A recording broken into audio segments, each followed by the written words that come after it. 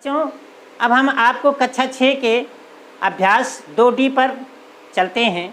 इससे पहले कि अगर आप लोग हमारे YouTube चैनल को सब्सक्राइब ना किए हों तो जल्दी से सब्सक्राइब कर लीजिए और बेल आइकन को भी दबा लीजिए, जिससे हमारे आने वाले वीडियो के नोटिफिकेशंस आपको मिलते रहें। तो आइए देखिए, पूर्ण संख्याओं पे योग की संक्रिया, गुणा की संक्रिया और घटाने की संक्रिया पे चर्चा कर चुके हैं। अब हम आपको पूर्ण संख्याओं पे भाग की संक्रिया पर ले चलते हैं। देखिए, भाग की संक्रिया गुणा की संक्रिया का विलोम है।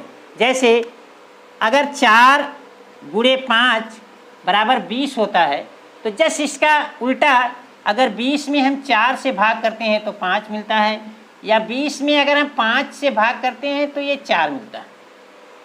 तो भाग की संक्रिया, गुणा की संक्रिया एक दूसरे के अपोजिट है।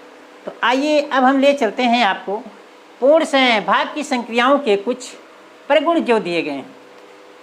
भाग की संक्रिया का पहला प्रगुण है संबरक प्रगुण। जैसा कि संबरक प्रगुण हम आपको पहले भी बता चुके हैं कि उसी संख्या में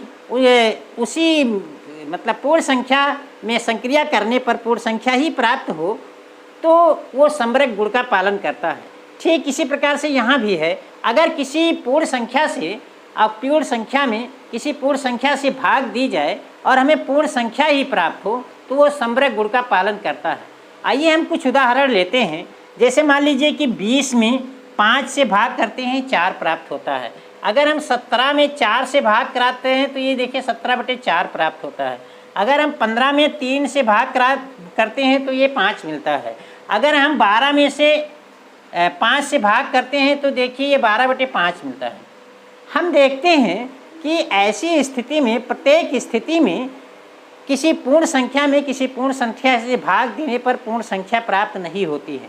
यहाँ देखिए भिन्न प्राप्त हुई, यहाँ देखिए भिन्न प्राप्त हुई, यहाँ पूर्ण संख्या प्राप्त हुई और यहाँ पूर्ण संख्या प्राप्त हुई। इसका मतलब ये हुआ कि ये भाग की संक्रिया संबरक गुण का पालन नहीं करती। आइए दूसरा देखिए, शून्य से पूर्ण संख्याओं में भाग का परीक्षण। शून्य से किसी पूर्ण संख्या में भाग का परीक्षण। देखिए, भाग क्रमागत घटाना भी है। जैसे मान लीजिए कि किसी संख्या 5 है, 5 में से अगर हम एक बार 0 घटाएंगे तब भी हमें 5 मिलता है। अगर हम दोबारा भी 0 घटाएंगे तब भी हमें 5 मिलता है। आप देखते हैं कि अगर 5 में से चाहे जितनी बार हम 0 घटाएं तो हमें शेषफल जो है वो क्या नाम से शून्य नहीं मिलेगी, किसी भी कीमत पर शून्य नहीं मिलेगी। अतः इसका मतलब ये हुआ कि पूर्ण संख्या में किसी शून्य से भाग को परिभाषित नहीं किया है। पूर्ण संख्याओं में शून्य से भाग परिभाषित नहीं है। आगे देखिए, तीसरा दिया गया है पूर्ण संख्याओं में 1 से भाग का परीक्षण।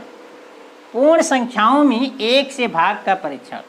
देखिए, जैसे मान लीजिए अगर हम 2 में 1 से भाग करते हैं तो हमें 2 प्राप्त होता है।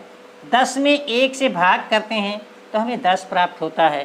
5 में 1 से भाग करते हैं तो हमें 5 प्राप्त होता है। आप देख रहे हैं कि किसी भी संख्या में अगर 1 से भाग किया जाता है तो उसके मान में कोई अंतर नहीं होता है, हमें वही संख्या प्राप्त होती है। अगला देखिए, आपका शून्य में किसी शून्येतर पूर्ण संख्या से भाग का परीक्षण।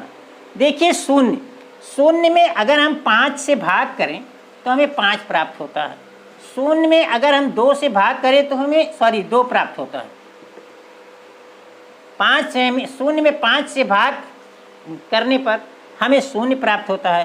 शून्य में 2 से भाग करने पर हमें 0 प्राप्त होता है। तो इस प्रकार से हम देखते हैं कि अगर शून्य में किसी शून्येतर संख्या से भाग करते हैं तो हमें 0 प्राप्त होता है।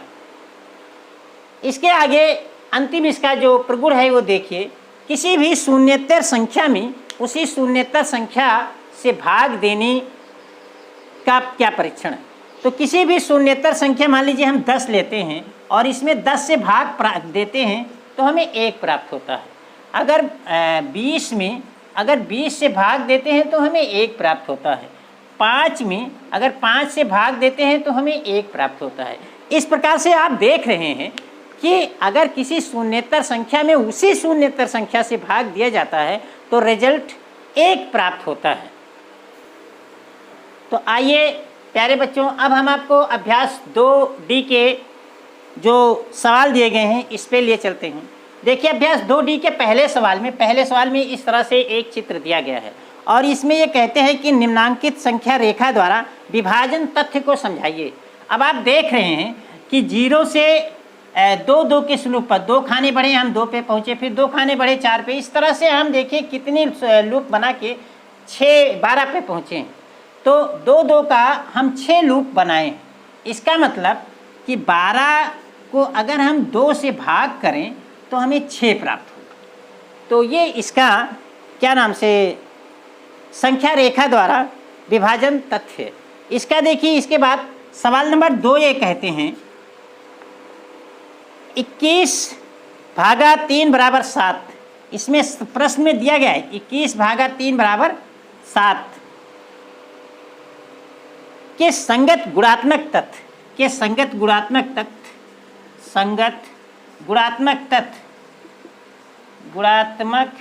तथ्य दिया गया है कि 3 × 7 = 21। तो इस प्रकार से निम्नांकित तथ्यों के संगत गुणात्मक तथ्य बताइए।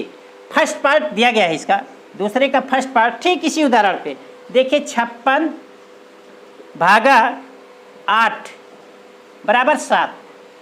सेकेंड पार्ट दिया गया है 66/11 = 6।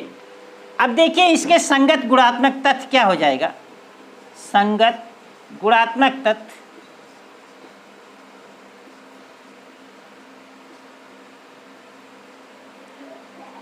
8 × 7 और बराबर 56।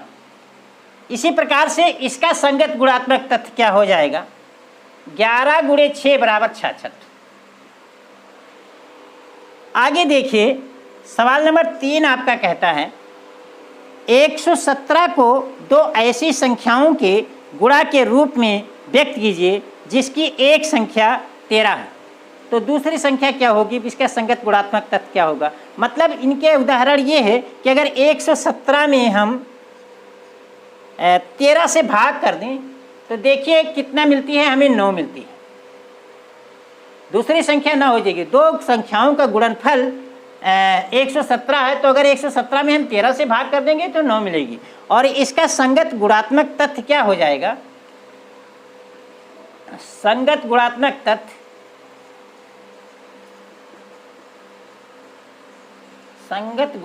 तथ्य बराबर 13 × 9 = 117। अब देखिए इसका एक सवाल और है, चौथा सवाल है।